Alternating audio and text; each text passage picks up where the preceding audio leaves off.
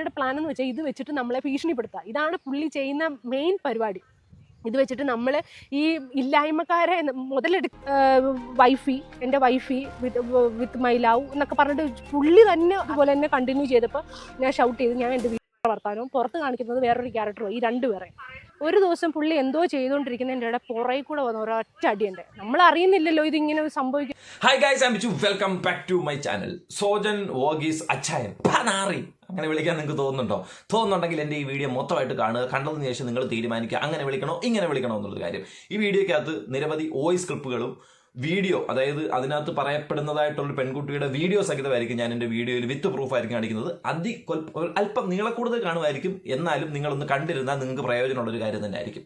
അച്ചായനെ കുറിച്ച് പിന്നെ വലുതായിട്ടൊന്നും പറയണ്ട. അങ്ങ് ലൊട്ട മുതൽ ഇങ്ങ് വലിയ കൊട്ടകൾ വരെ എല്ലാവർക്കും ഏകദേശം അറിയാവുന്ന ഒരു വ്യക്തി തന്നെയാണ്. അങ്ങ് കൊച്ചു പിള്ളേരുടെ ചീത്തവിളി മുതൽ ഇങ്ങ് ഏറ്റവും മുതിർന്ന ആൾക്കാരുടെ ചീത്തവിളി വരെ ഒറ്റയടിക്ക് കേരളത്തിൽ മേടിച്ചിട്ടുള്ള ഏക വ്യക്തി ഈ സോജൻ വർഗീസ് അച്ചായൻ തന്നെയാണ്. വിത്ത് പ്രൂഫ് യൂട്യൂബിൽ വരെ ഒരുപാട് കിടന്ന് ഓടുന്നുണ്ട്. കണ്ടവനൊക്കെ പോകുന്ന വഴിക്ക് തള്ളക്കി വിളിച്ചിട്ട് പോകുന്നുണ്ട്. പക്ഷെ അണ്ണൻ അതൊന്നും കുഴപ്പമില്ല. അണ്ണൻ പറയും ഞാൻ തിരിച്ചു വിളിക്കുന്നു, എന്നാലും കേട്ടത് തന്നെയാണ് എണ്ണ. അപ്പോൾ അങ്ങനെ ഇരിക്കുമ്പോഴാണ് അണ്ണൻ്റെ കല്യാണം ഇപ്പോൾ ലേറ്റസ്റ്റ് ആയിട്ട് കഴിഞ്ഞപ്പോൾ ഒരു പരിധി വരെ എല്ലാവർക്കും അണ്ണനെ കുറിച്ച് നല്ല രീതിയിൽ മതിപ്പായി അറിയാം. അണ്ണൻ സൂപ്പറാണ്, അണ്ണൻ എന്തായാലും ഒരു പെൺകുട്ടിക്ക് ജീവിതം കൊടുത്ത് ആ പെൺകുട്ടി കൈവിടരുതെന്ന് പറഞ്ഞപ്പോൾ അണ്ണൻ അപ്പം തന്നെ അണ്ണനെ ആ പെണ്ണിനെ കല്യാണം കഴിച്ചെന്നൊക്കെ പറഞ്ഞ് അണ്ണന് ഒരുപാട് സപ്പോർട്ട്. ഇപ്പം അടുത്ത ദിവസം അണ്ണൻ വയറ് വരെ കുറയ്ക്കാൻ പോകുന്നത് നിങ്ങൾ മനസ്സിലാക്കണം. അണ്ണൻ കംപ്ലീറ്റ് ആയിട്ട് ചേഞ്ച് ആയി. പക്ഷെ ചേഞ്ച് ആവുന്നതിന് മുമ്പ് വേറൊരു പരമശിവം ഉണ്ടായിരുന്നു. ആ പരമശിവം അണ്ണൻ ചേഞ്ച് ആയി തുടങ്ങിയപ്പോഴത്തേന് ചാടി കീറി വെളിയിലോട്ട് വന്ന് ഇടയ്ക്ക് കിടക്കുന്ന മൃഗം വരത്തില്ലേ, അതുപോലെ സംഭവം. അങ്ങനെ വന്നിട്ടുള്ള കുറച്ച് പ്രൂഫുകളും കാര്യങ്ങളുമാണ് ഞാൻ ഇന്നത്തെ എൻ്റെ വീഡിയോയിൽ നിങ്ങൾക്കായിട്ട് കാണിക്കാനായിട്ട് പോകുന്നത്. ഓക്കെ, അതിലേക്ക് പോകുന്നതിന് മുമ്പായിട്ട് നമുക്ക് അണ്ണൻ്റെ ഇൻസ്റ്റാഗ്രാം പ്രൊഫൈൽ ഒന്ന് വെരിഫൈ നോക്കാം. അണ്ണൻ്റെ ഇൻസ്റ്റാഗ്രാം പ്രൊഫൈൽ ഒന്ന് നോക്കാം. സോജൻ വർഗീസ് ഏഞ്ചൽ എന്നാണ് പേരൊക്കെ ഉണ്ട്. 59.2K ഒക്കെ ഉണ്ട്. ആക്ടറാണ്. South Indian film industry, Esther global entertainment private limited, production house and distributions, DM4 paid promotions, YouTube ചാനലിന്റെ അത് ഇത് എല്ലാ സംഭവം ഉണ്ട്. അണ്ണൻ എന്തിനാണ് യാചിക്കാൻ പോയത്? അല്ല, എനിക്ക് അറിയാൻ വേണ്ടി അണ്ണൻ എന്തിനാണ് യാചിക്കാൻ പോയത്? അണ്ണൻ അതിന്റെ ആവശ്യം ഉണ്ടായിരുന്നോ? അങ്ങനെ പോയി കറങ്ങേണ്ട ആവശ്യമില്ല. കാരണം ഞാനിപ്പോൾ പറയും ഈ വീഡിയോയ്ക്കകത്ത് വിത്ത് പൈസ എത്ര അണ്ണൻ്റെ കൈ കയറിയെന്നൊക്കെ ഞാൻ കാണിക്കുന്നുണ്ട്. അതുകൊണ്ടാണ് ഇപ്പോഴേ ഈ ചോദ്യം ഞാൻ ചോദിച്ചതേ. അതൊക്കെ എന്തിനു വേണ്ടിയിട്ടാണെന്ന് ഇവിടെ പറയണം. കുറേ എണ്ണത്തിൻ്റെ പൈസ അങ്ങ് എടുത്തല്ലോ. എന്തിനാ നോക്കാം. നമുക്ക് ഇച്ചിരി ഒന്ന് താഴോട്ട് പോയി നോക്കാം. ആ വീഡിയോ അണ്ണൻ്റെ വീഡിയോസ് ഒന്ന് എങ്ങനെയാണെന്ന് താഴോട്ട് നോക്കട്ടെ. അപ്പോൾ കൂടുതൽ കല്യാണമായിട്ട് ബന്ധപ്പെട്ടുള്ള വീഡിയോസ് തന്നെ ഇങ്ങനെ വരുന്നതല്ല. അവിടുന്ന് താഴോട്ട് നീങ്ങിപ്പോയി എല്ലാം കല്യാണം മില്യൺസ് ഓടി. നമ്മളറിയാം കേരളക്കാർ വിവാദമായൊരു കല്യാണമായിരുന്നല്ലോ. അതുകൊണ്ട് പിന്നെ ഇടയ്ക്ക് അണ്ണൻ്റെ BMW ഒന്നുമില്ലായ്മ പറഞ്ഞ BMW ഉണ്ട് കേട്ടോ, ചുമന്നൊരു BMW. അത് കഴിഞ്ഞ് കുറച്ച് താഴോട്ട് വരുമ്പോഴത്തേക്കിനെ അവിടെ അങ്ങ് സ്റ്റക്കാവും. പിന്നെ ഇതിനിടയിൽ അണ്ണൻ്റെ ഈ പറയുന്ന പൈസ യാചിക്കുന്ന വീഡിയോസ് ഉണ്ടല്ലോ, അതൊക്കെ എവിടെ പോയെണ്ണ കളഞ്ഞെടുത്ത്. എന്താ പറ്റി? കളഞ്ഞോ? എന്താ കാര്യം? എന്ത് ചോദിച്ചില്ലായിരുന്നാ? അതോ ഡിലീറ്റ് ചെയ്ത് എല്ലാവരും മറന്നു വന്ന് വിചാരിച്ചോ? എനിക്കറിയത്തില്ല. നിങ്ങളൊന്ന് ചോദിച്ചോ കേട്ടോ അണ്ണനോട്, എന്താ പറ്റി, അണ്ണൻ എന്തിനാ അത് റിമൂവ് ചെയ്തത്? ആവശ്യത്തിനല്ലേ ചെയ്തത്. അപ്പം എന്തെങ്കിലും അനാവശ്യമാണെങ്കിൽ പിന്നെ അങ്ങനെ ആണെങ്കിലൊക്കെ അല്ലേ റിമൂവ് ചെയ്യത്തുള്ളൂ. ആവശ്യമാണെങ്കിൽ അത് റിമൂവ് ചെയ്യത്തില്ലല്ലോ. ഒന്ന് ചോദിച്ചേട്ടോ. അപ്പം നമുക്ക് അതവിടെ വെച്ച് നിർത്താം. ഇനിയും ഈ ഒരു പെൺകുട്ടി എന്തായാലും മുന്നോട്ട് വന്ന് ഇദ്ദേഹത്തെക്കുറിച്ചും ഇദ്ദേഹത്തിൻ്റെ കയ്യിൽ നിന്നുണ്ടായ പീഡനത്തെക്കുറിച്ച് എല്ലാം വാചോരാതെ അങ്ങ് സംസാരിക്കുന്നുണ്ട്. ആ ഒരു വീഡിയോയിലേക്ക് പോകുന്നതിന് മുമ്പ് ഇദ്ദേഹത്തിൻ്റെ അമ്മാവൻ്റെ മകളെ കെട്ടിയ ഒരു വ്യക്തിയുണ്ട്. അദ്ദേഹം വിദേശത്താണ്. അദ്ദേഹത്തിൻ്റെ ഒരു വോയിസ് ക്ലിപ്പ് ഇപ്പം പുറത്ത് വന്നിട്ടുണ്ട്. അതിനകത്ത് കുറച്ച് ഭാഗങ്ങൾ മാത്രം ഞാൻ എൻ്റെ വീഡിയോയിൽ ഒന്ന് ഉൾപ്പെടുത്തുന്നുണ്ട്. കാരണം അത് കാണിച്ചാൽ മാത്രമേ എനിക്ക് ആ വീഡിയോയിലേക്ക് പോകുന്നതിൽ എന്തെങ്കിലും അർത്ഥം ഉണ്ടെന്ന് നിങ്ങളടുത്ത് പറയാൻ പറ്റും. കാരണം അല്ലെങ്കിൽ ഒരു പെൺകുട്ടി വന്നിട്ട് പലത് കാര്യങ്ങളും പറഞ്ഞിട്ട് പോകുന്നു, നീ എന്തിനാണ് എടുത്തു ഇതിനെപ്പറ്റി സംസാരിക്കുന്നതല്ല. പക്ഷേ കായ്സിൻ്റെ പ്രൊഫൈലിനകത്ത് വന്നിട്ടുള്ള ഒരു വോയിസ് ക്ലിപ്പ്, കായ്സിൻ്റെ കയ്യിൽ ഇതിൻ്റെ പ്രൂഫും കാര്യങ്ങളൊക്കെ ഉണ്ട്. ഇനി അച്ഛൻ ഇതിൻ്റെ ഓപ്പോസിറ്റ് വരികയാണെന്നുണ്ടെങ്കിൽ വിത്ത് തെളിവുകളായിരിക്കും പുറത്ത് വിടുന്നതെന്നും പറഞ്ഞിട്ടുണ്ട്. അപ്പോൾ ആ ഒരു വോയിസ് ക്ലിപ്പ് ആദ്യം ഒന്ന് കണ്ടിട്ട് ആ പെൺകുട്ടിക്ക് എന്താണ് പറയാനുണ്ടായതെന്നും ആ പെൺകുട്ടിക്ക് എന്തൊക്കെ പീഡനങ്ങളാണ് ആ വീട്ടിൽ നിന്ന് സഹിച്ചതെന്നും ഡീറ്റെയിൽ ആയിട്ട് ഞാൻ ഈ വീഡിയോയ്ക്കകത്ത് കാണിച്ചു തരുന്നതായിരിക്കും. ഓക്കെ, വിളിക്കും. പിന്നെ ആ സ്ത്രീനെ വിളിക്കുന്ന അവന്റെ അമ്മയാണ് വിളിക്കുന്നത്. അവനൊരു കല്യാണം വേണം. അങ്ങനെ സ്വർണം വാങ്ങിയെടുക്കും, അവരെ കയ്യിലുള്ള പൈസ മേടിച്ചെടുക്കും. എന്നിട്ട് ഏതെങ്കിലും ഒരു അമ്പലത്തേക്ക് കൊണ്ടൊരു താലി കെട്ടും. എന്നിട്ട് അവന്റെ വീട്ടിൽ കൊണ്ടുവന്നിട്ട് അവന്റെ കാര്യങ്ങളൊക്കെ നടത്തും. എന്നിട്ട് ഇവനൊന്ന് മദ്രാസിൽ പോകുമെന്നും പറഞ്ഞ് ഇവനങ്ങ് പോകും. പിന്നെ ആ തള്ള ആ സ്ത്രീനെ ചവിട്ടി ഓടിക്കും. ഇതാണ് നടന്നുകൊണ്ടിരിക്കുന്നത്. വയനാട്ടിലുള്ളപ്പോഴാണ് ആരുടെ കല്യാണരാമനാണ് ഈ കേരളത്തിലെ ആമ്പിള്ളേർക്ക് ഇപ്പൊ പെണ്ണ് കിട്ടുന്നില്ലെന്ന് പറയുന്നത്. അണ്ണനാണെങ്കിൽ പെണ്ണിനെ കൊണ്ട് സഹിക്കാൻ വയ്യ. അണ്ണനാണെങ്കിൽ അവിടുന്ന് ഇവിടുന്ന് എല്ലാം പെണ്ണുങ്ങളെ കിട്ടുന്നത്. എങ്ങനെയാണ് ഇത്? വലയൊക്കെ എവിടുന്ന് കല്യാണം കഴിക്കാത്തവർക്ക് കൂടെ പറഞ്ഞു കൊടുക്കണം അണ്ണന്റെ വല എവിടുന്ന് മേടിക്കുന്നതൊക്കെ. ഒക്കെ തെളിവടക്കം എൻ്റെ കയ്യിലുണ്ട്, തെളിവടക്കമുണ്ട്. അങ്ങനെ ഇവൻ ഒരുപാട് ആൾക്കാരെ ജീവിതം തൊലച്ചിട്ട് ഇതേപോലെ പല സ്ത്രീകളെ അതെ ഇവനെ കല്യാണം നടക്കൂല എന്നറിയുന്ന പെണ്ണിന്റെ അപ്പന് വരെ കല്യാണം നടക്കൂല എന്നറിയുന്നതാണ്. ആ പെണ്ണിനെ വരെ ഇവൻ കൊണ്ടുവന്ന് ഇവര് നടത്തി കൊടുത്തു. പക്ഷെ ഇവർക്ക് പൈസ ഉണ്ടാക്കാൻ വേണ്ടി അവന് കാറ് മേടിക്കണം. അങ്ങനെ പല എൻ്റെ അടുത്ത് കുറെ പൈസ വാങ്ങിയിട്ടുണ്ട്. അതുപോലെ തന്നെ വേറൊരു പെണ്ണും കൂടി ഉണ്ട്. അതായത് ഇവരുടെ തന്നെ റിലേറ്റീവ്സ് ആയിട്ടുള്ള രണ്ടുപേരെ ഈ കാര്യങ്ങളൊക്കെ പറയുന്നത്. ഇതാണ് ഇവരുടെ പരിപാടി എന്നുള്ളത്. എന്തായാലും കൊള്ളാണ്. ഈ വീഡിയോ പറഞ്ഞല്ലോ ഒരു പെൺകുട്ടിയുടെ കാര്യം. അപ്പൊ അതുപോലെ ഒരു പെൺകുട്ടിയായിട്ട് അതുപോലെ ഒരു പെൺകുട്ടി, കാരണം ഒരുപാടുണ്ട്, അതുപോലെ ഒരു പെൺകുട്ടിയുടെ കാര്യമാണ് നമുക്ക് അടുത്ത ഇനി സംസാരിക്കാനുള്ളത്. പെൺകുട്ടിയെ കുറിച്ച് പറയുകയാണെങ്കിൽ പെൺകുട്ടി ഇദ്ദേഹത്തെ ഒരു ഫംഗ്ഷനിൽ വെച്ച് പരിചയപ്പെടുന്നു, ഫ്രണ്ട്സുമായിട്ട് ഇരുന്ന സമയത്ത് പരിചയപ്പെടുന്നു. ഇതെല്ലാം പെൺകുട്ടി പറയുന്നതാണ്. അതെന്തായാലും ഞാൻ എന്റെ വീഡിയോയിൽ ആദ്യം ഉൾപ്പെടുത്തുന്നില്ല. പെൺകുട്ടി പരിചയപ്പെടുന്നു. അങ്ങനെ പെൺകുട്ടിയുടെ കൂട്ടുകാരി വഴി അച്ഛൻ ഈ പെൺകുട്ടിയുടെ നമ്പർ മേടിക്കുന്നു, ഈ പെൺകുട്ടിയെ കോൺടാക്ട് ചെയ്യുന്നു, അമ്മയെ നോക്കാൻ ആരും ഇല്ല എന്ന് പറയുന്നു. അങ്ങനെ അതിനകത്ത് ദയ തോന്നി, കനിവ് തോന്നി, അമ്മയുടെ സിറ്റുവേഷൻ കണ്ട്, അമ്മയുടെ ആറ്റിറ്റ്യൂഡ് കണ്ട് അതിനകത്ത് മലർന്നു വീണ ഒരു പെൺകുട്ടി ആ അമ്മയെ സഹായിക്കാനായിട്ട് ആ വീട്ടിലേക്ക് ചെല്ലുന്നു. ആ വീട്ടിലൊരു ഹോം നേഴ്സായിട്ട് അമ്മയെ സഹായിക്കാനായിട്ട് അവിടെ ചെല്ലുന്നു. പിന്നീട് ആ പെൺകുട്ടി അവിടെ ക്രൂരമായി മർദ്ദിക്കപ്പെടുന്നു തുടങ്ങിയ കാര്യങ്ങളൊക്കെയാണ്. എന്തായാലും ആ പെൺകുട്ടിയുടെ മനസ്സ് കൊള്ളാം കേട്ടോ. ആ വീട്ടിൽ അമ്മയുടെ ആ സിറ്റുവേഷൻ അത്രയും ഭീകരമാണെന്ന് കണ്ടപ്പോഴത്തേക്കിന് അവിടേക്ക് ചെന്ന് അതിനെ ഒന്ന് നിന്ന് സഹായിക്കാൻ തോന്നിയ ആ ഒരു മനസ്സുണ്ടല്ലോ, അതൊരിക്കലും സോജു വർഗീസ് അച്ചായൻ എന്ന് പറയുന്ന ആളുടെ ഫെയിമും അല്ലെങ്കിൽ അദ്ദേഹത്തെ 10 ലൊട്ടകൾക്ക് അറിയാം എന്ന് പറയുന്ന ഒന്നും കണ്ടിട്ടല്ല. ഒള്ളി ലവ്, മദർ പ്രേമം മാത്രം. ഓക്കെ, അങ്ങനെയാണ് ആ പെൺകുട്ടി പറയുന്നത്. അതുകൊണ്ട് നമുക്കത് അങ്ങനെ തന്നെ പറയാം. ഓക്കെ, നമുക്ക് പെൺകുട്ടിക്ക് എന്താ പറയാനുള്ളതെന്ന് അധികം നീട്ടിക്കൊണ്ട് പോകാൻ കാണാം. ഫസ്റ്റ് ഞങ്ങൾ മീറ്റ് ചെയ്യുന്നത് ഒരു പാർട്ടി, ഞങ്ങൾ ഫ്രണ്ട്സ് എല്ലാവരും കൂടെ ഒരു പാർട്ടി ഇരിക്കുന്ന സമയത്താണ് ഈ പുള്ളിയെ ഫസ്റ്റ് മീറ്റ് ചെയ്യുന്നത്. അപ്പം അന്നൊരു ഭയങ്കര ഒരു ഗുണ്ടകളൊക്കെ ഇരിക്കുന്ന പോലെ വലിയ സെറ്റപ്പിൽ ഇങ്ങനെ ആ ഒരു അവിടെ ചെയറിൽ ഇങ്ങനെ ഇരിക്കുക. ഫ്രണ്ട്സ് ഇതുപോലെ എന്നെ കോൺടാക്ട് ചെയ്തിട്ട് എൻ്റെ ഫ്രണ്ടിൻ്റെ കയ്യിൽ നിന്ന് ഈ പുള്ളി നമ്പർ വാങ്ങിച്ചു, എൻ്റെ നമ്പർ വാങ്ങിച്ചു, ഈ പരിചയപ്പെട്ട ഫ്രണ്ട്സിൻ്റെ. ഒരു ദിവസം ഈ പുള്ളിക്കാരൻ വിളിച്ചിട്ട് എന്നോട് ചോദിക്കുന്നു, പുള്ളിയുടെ അമ്മ ഇങ്ങനെ എത്ര ഏജ്ഡായിട്ടുള്ള ഒരാളാണ്, 82-86 വയസ്സുണ്ടെന്ന് പറഞ്ഞു. നമ്മൾ ശരി, അപ്പോൾ എനിക്ക് അമ്മയെ നോക്കാൻ ഒരാളെ വേണം, ആരെങ്കിലും അറിവിലുണ്ടോ എന്ന് ചോദിച്ചു. പിന്നെ വിളിക്കുന്നത് ഇവർ അമ്മയും കൊണ്ടാണ്. ഈ സോജൻ എന്ന് പറയുന്ന ഈ തങ്കു എന്ന് പറയുന്ന അവർ അമ്മയും കൊണ്ടാണ് എന്നെ കോൾ ചെയ്യുന്നത്. നമുക്ക് കാണുമ്പോൾ ഒരു അമ്മയുണ്ടല്ലോ, നമ്മളെപ്പോഴും സേഫ് ആയിരിക്കുമല്ലോ. ആ സമയത്ത് ഈ പുള്ളി ഒരു സംശയം, നമ്മൾ ആ പുള്ളിയുടെ ആരോ ആണെന്നുള്ള രീതിയിലുള്ള കോണ്ടാക്റ്റ് ആ പുള്ളി നമ്മുടെ അടുത്ത്. അതായത് നമ്മളിങ്ങനെ ഭരിക്കത്തില്ല, ഇങ്ങനെ അത് ചെയ്ത് ഇത് അച്ചായൻ കെയറിങ് ഏട്ടായി മാറി, കെയറിങ് അച്ചായൻ അങ്ങനെയൊക്കെ തന്നെ. അതൊക്കെ അഡ്ജസ്റ്റ് ചെയ്യണം. ഇത് കെയറിങ് അല്ലേ, അല്ല റിലീസിങ് അല്ലല്ലോ. അങ്ങനെ ചെയ്യരുത്, നിന്നെ ഫോണിൽ ഇങ്ങനെ കോൾ വരരുത് എന്നുള്ള രീതിയിൽ. നമ്മൾ ചേട്ടാ അത് പറ്റത്തില്ല, എൻ്റെ ഫ്രണ്ട്സ് വിളിക്കും, എൻ്റെ ഫാമിലി അതെൻ്റെ ഇഷ്ടമല്ലേ, അത് ചേട്ടനോട് പറയണ്ട, വീട്ടിൽ ഇരിക്കുന്ന ചേട്ടന് അതൊന്നും നോക്കേണ്ട കാര്യമില്ലെന്ന്. ഇല്ല അങ്ങനെ പറ്റത്തില്ല ഒന്നുമില്ല. ഈ പുള്ളിക്കാരൻ ഫോൺ പിടിച്ച് തറയിലോട്ട് ഒരൊറ്റ അടി, എൻ്റെ ഫോൺ പൊട്ടിപ്പോയി. അങ്ങനെ ഞാൻ കിടന്ന് ഭയങ്കര കരഞ്ഞു, എനിക്കങ്ങ് വിറച്ചു പോയി. ഞാൻ എന്ത് ചെയ്യണമെന്ന് അറിയാത്തൊരു ഇത്. അപ്പോൾ അവർ അമ്മ ചോദിച്ചു, എന്തുവാണ് നീ കാണിച്ചത്, അങ്ങനെയാണ് ഇങ്ങനെയാണെന്നുള്ള ഒരു നോർമൽ ടോക്ക് സംസാരിച്ചു. അപ്പോൾ ഞാൻ പറഞ്ഞു, ചേട്ടാ എനിക്ക് വീട്ടിൽ വിളിക്കുക, അവർ ടെൻഷൻ അടിക്കും, ഒന്നാമത് ഇങ്ങനെയൊക്കെ എനിക്ക് ടെൻഷൻ അടിക്കും, എനിക്ക് എങ്ങനെയല്ലേ എൻ്റെ ഫോൺ ശരിയാക്കിയിട്ട്, അല്ലെങ്കിൽ എനിക്ക് നാളെ എൻ്റെ ഫോൺ കിട്ടണമെന്ന് പറഞ്ഞു. അതായത് വീട്ടിലെ അമ്മയെ നോക്കാൻ വന്ന പെൺകുട്ടിയുടെ അടുത്ത് അധികാരം സ്ഥാപിക്കാനായിട്ട് അച്ചായൻ ശ്രമിക്കുകയും അച്ചായൻ ഫോണൊക്കെ പിടിച്ച് വലിച്ചെറിയുകയും. പെൺകുട്ടിക്ക് പക്ഷേ ഇതൊന്നും കേസൊന്നും ആയിട്ടില്ല കേട്ടോ. ഇപ്പൊ ഇങ്ങനെ ഒരു വിഷയം വന്നത് കൊണ്ട് എടുത്ത് പബ്ലിക് എന്ന് പറഞ്ഞു. കാരണം ഞാൻ ഇരിക്കേണ്ട സ്ഥാനത്ത് വേറൊരാൾ അവിടെ വന്ന് ഇരിക്കുന്നു. അപ്പൊ എനിക്ക് സഹിച്ചില്ല. എന്നോട് പറഞ്ഞിട്ടുള്ള അതേ ഡയലോഗുകൾ ആ ആളോട് ഇതൊക്കെ പറയുന്നു. ആ കുട്ടി വേണമെങ്കിൽ രക്ഷപ്പെട്ടോ, ഞാൻ രക്ഷപ്പെട്ടതുപോലെ അങ്ങനെ വേണമെങ്കിൽ പറയാനായിട്ടായിരിക്കും ഈ ഒരു സംഭവം പുറത്തോട്ട് വന്നത്. അത്രേ ഉള്ളൂ. അല്ലാതെ നമുക്കിതൊന്നും കാണാൻ സാധിക്കത്തില്ല. ഇതൊക്കെ ഒരു നാട്ടിൽ ജെന്യൂനായിട്ട് ഒരു മര്യാദയ്ക്ക് നടക്കാനാണ് ഉദ്ദേശിക്കുന്നതെങ്കിൽ ചെയ്യാൻ പറ്റുന്ന കാര്യമാണോ? ആണോ? നിങ്ങൾ തന്നെ പറ. അല്ലാത്ത വിളുമാരെങ്കിലൊക്കെ തന്നെ പറഞ്ഞിട്ട് ഇപ്പൊ പുറത്തു വന്ന് പറഞ്ഞുകൊണ്ട് നമ്മൾ എടുത്ത് വെച്ച് കാണിക്കുന്നുള്ളൂ. പക്ഷെ ഇതിനകത്ത് വലിയ രീതിയിൽ പതിവ്രതയായിട്ടൊന്നും കാണിക്കേണ്ട കാര്യമൊന്നുമില്ല. അങ്ങനെ പിറ്റേ ദിവസം എറണാകുളത്തുള്ള മൊബൈൽ കെയർ ഒരു ഷോപ്പുണ്ട്, അതിലെ താജു എന്ന് പറഞ്ഞൊരു പുള്ളിക്കാരൻ, അവൻ്റെ ഫ്രണ്ടാണ്. ആ പുള്ളിക്കാരൻ്റെ ഷോപ്പിൽ പോകുന്നു, ഫോൺ പുതിയത് വാങ്ങിച്ചു തരുന്നു. പിന്നെ ഈ പുള്ളിയുടെ ക്യാരക്ടർ നമുക്ക് മനസ്സിലായി, ഇത്രയും ചൂടേ ഉള്ളൂ, പുള്ളി കുറച്ച് അങ്ങനെ ഒരു പ്രകൃതമാക്കി നമ്മളെ മാറ്റിച്ചതാണ് ഈ അമ്മയും മോനും, ഈ പറയുന്ന 2 ക്യാരക്ടർ. ആ ഒരു പോയിന്റിലാണ് അച്ഛനുമായിട്ടുള്ള ചെറിയ പ്രണയം കുട്ടിക്ക് മുതലെടുത്ത് തുടങ്ങിയതെന്ന് തോന്നുന്നു. കാരണം ആ ഒരു കൺസേൺ ആണ് പെട്ടെന്ന് വീഴാൻ ചാൻസ് കൂടുതലും. നമ്മളെ അതായത് ട്രാപ്പിലാക്കി നമ്മളെ സ്നേഹിക്കുന്നു എന്ന് പറഞ്ഞില്ല, അതാണ് ഈ അമ്മയും മോനും കാണിച്ചോണ്ടിരുന്നത്. കുറെ കഴിഞ്ഞപ്പോ ഈ പുള്ളിക്കാരനുമായിട്ട് റീൽസിന് ട്രാപ്പിലാക്കിയല്ല, നമ്മൾ ട്രാപ്പിലായി. നമുക്കൊരു ഐഡിയ വേണം.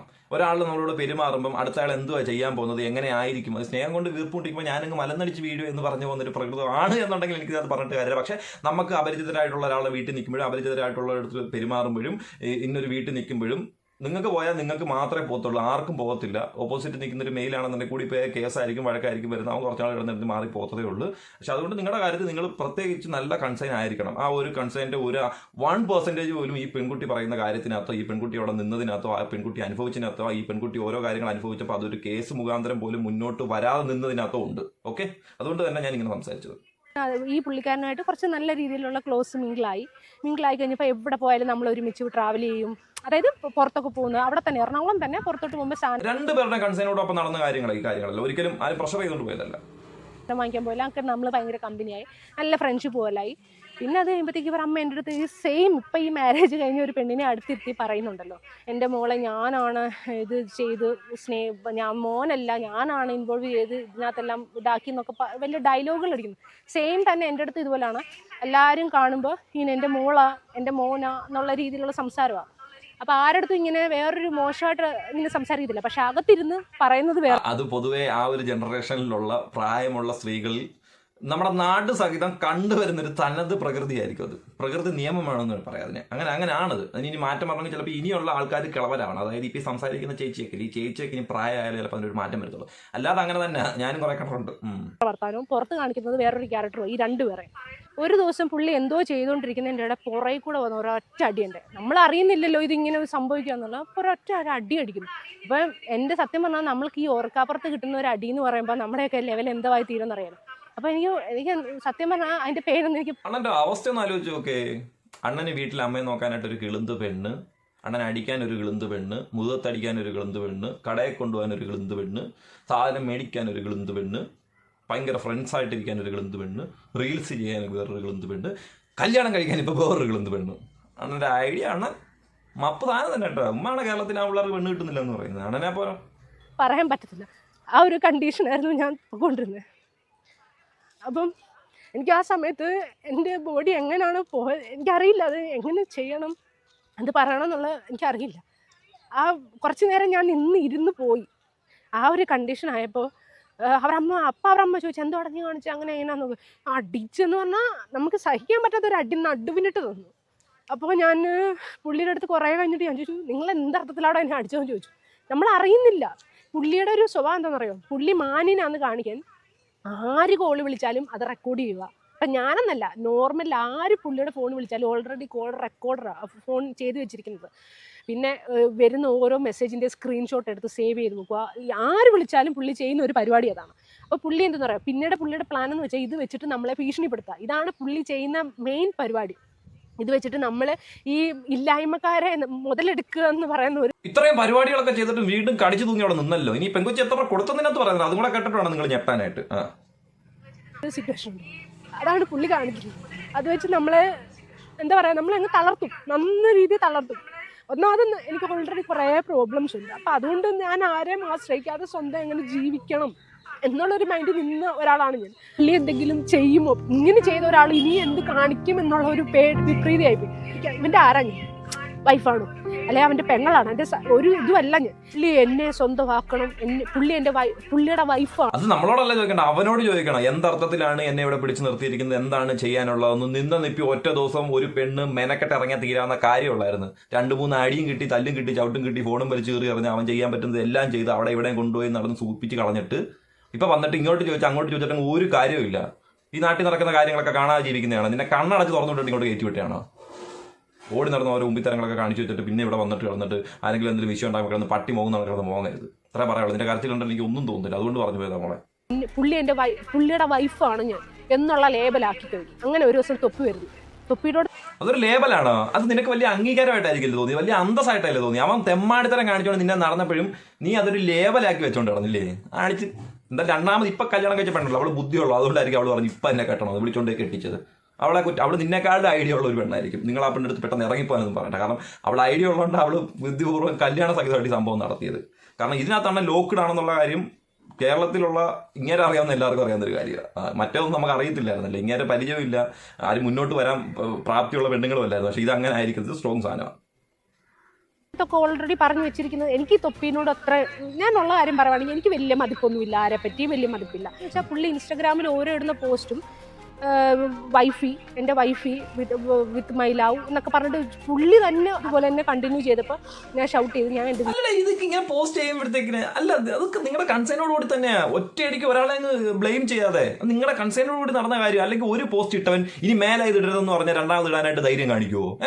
സ്റ്റാറ്റസ് ഇടുന്നു, സ്റ്റോറി ഇടുന്നു, റീൽസ് ചെയ്യുന്നു, എല്ലാവരോടും പറയുന്നു. അപ്പം നമുക്കൊരു കുഴപ്പമില്ല, നമ്മൾ ചിരിച്ചോണ്ട് നിന്നതുകൊണ്ടല്ലേ കുഞ്ഞെ അങ്ങനെ ചെയ്തത്.